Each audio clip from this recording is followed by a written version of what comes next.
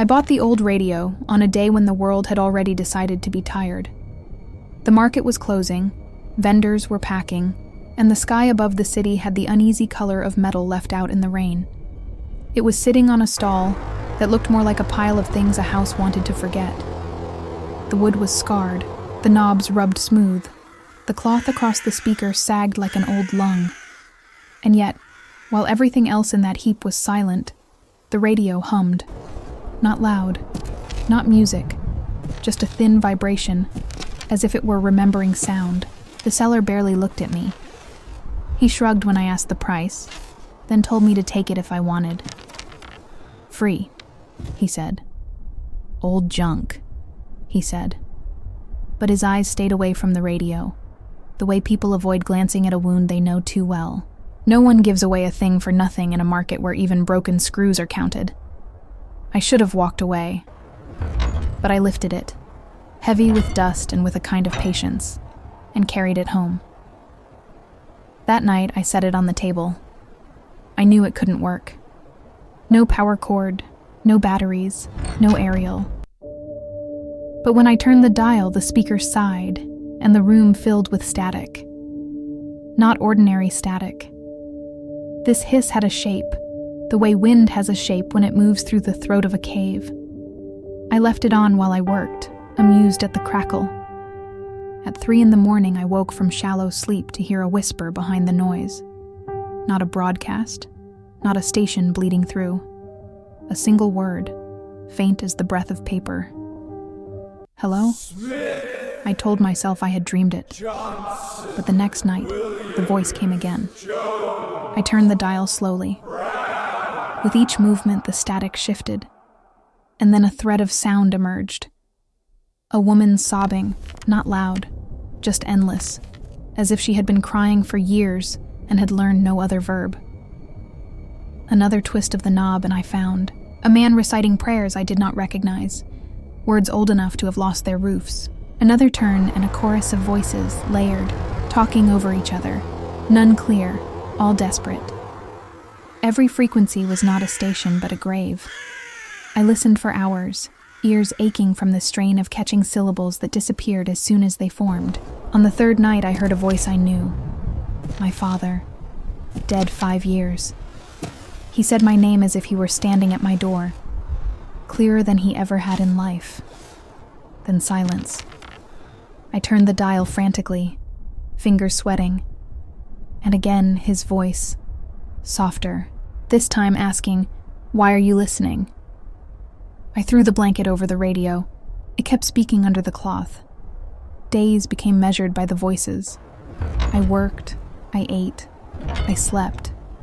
But always the radio hummed in the background, threads of conversation too faint to catch, laughter that broke off before joy, sighs that belonged to no one alive. I learned the pattern. At dusk, the voices were distant, like echoes from another street. At midnight, they gathered closer. And at 3 a.m, the hour when the world forgets itself, they spoke directly. Always whispers, always incomplete, but always aimed at me. Sometimes I thought I heard news reports, but they were wrong. Accidents that hadn't happened yet, obituaries of people still alive, weather for days that had not dawned. One night I recognized the name of a colleague. The next day she was gone, taken by a car crash at the very hour the voice had mentioned. I stopped pretending it was chance. The radio was not receiving.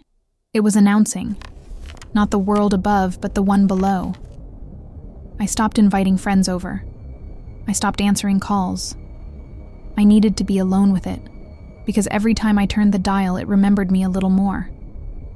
The voices began to use my name. First shyly, buried in static. Then louder, as if they had been waiting for me. Sometimes they begged. Sometimes they warned. Sometimes they only laughed, hollow and unfinished. But always they knew who I was. I tried to turn it off. The dial would not stay on 0. The hum returned by itself. I moved it to the cupboard. At night, I heard it through the wood, muffled but insistent. I carried it to the cellar. The voices filled the floorboards, shaking them like breath beneath a door. Finally, I drove it miles away to a landfill, left it among rusting machines and glass. When I returned home, it was already on the table, dustier than before, humming as if it had never left. The days lost their edges. I sat before it for hours, notebook in hand, scribbling words I thought I heard. Some were languages I didn't know, letters that bent like bones, scripts that looped in circles. Others were clear, names, places, times. I wrote them all. And each time, the next day, the newspaper confirmed. A fire in a town I had never visited. A drowning in a river whose name I had never spoken. A death in a house I had never seen. The radio was not predicting.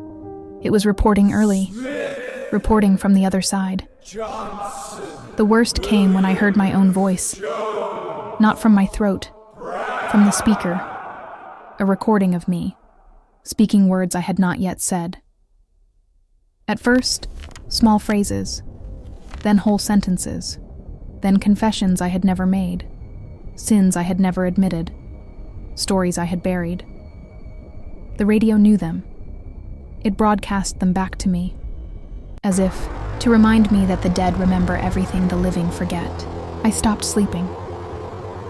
The radio spoke at night whether I listened or not. When I left the room, the static filled the house, vibrating in the glass panes, making the walls breathe. When I pressed my ear to the floor, I could hear it in the pipes. The whole building was tuned, and I was the only station. Then came the warnings. A voice, low and graveled, whispered not to travel the next day. I ignored it. On the train, a derailment killed 2 people in the car ahead of mine. Another night, a child's voice told me not to open the window. I obeyed. In the morning, the street below was taped, the police covering the body of someone who had fallen from above. The radio was not only announcing death, it was inviting me to join. I have tried to destroy it. Fire does not catch. Hammers bend on its wood. Even dropping it from the balcony only cracks the tiles below. The radio hums, patient, waiting. I think it belongs not to me, but to the house itself. Perhaps to every house I might ever live in. Perhaps I was only the next listener in a line that does not end. Now, at 3 a.m, it no longer waits for me to tune. It calls by itself. The knob turns. The dial slides. The voices emerge. Sometimes they argue. Sometimes they sing. Always they grow louder until I feel the air thickening in my lungs. Until I hear more voices than silence. They crowd, overlapping. A city of the lost whispering through one cracked speaker. And in the spaces between their words, I hear something worse. The sound of chairs scraping, of doors opening, of footsteps not in the recording, but in my room. I know the truth now. The radio is not a receiver. It is a door. The static is the threshold, and the voices are not echoes but invitations. Each night a little wider, each whisper a little clearer. One day soon, perhaps tonight, it will speak my name without static. It will tell me where to go. It will tell me how to cross. And when I answer, the voice on the other side will not be a stranger. It will be mine, waiting, already speaking, already broadcasting from the place where all signals end and all silence begins. And once I join, the radio will wait again, humming gently, patient as always, until the next listener finds it and mistakes its hum for memory, and mistakes its memory for harmless static.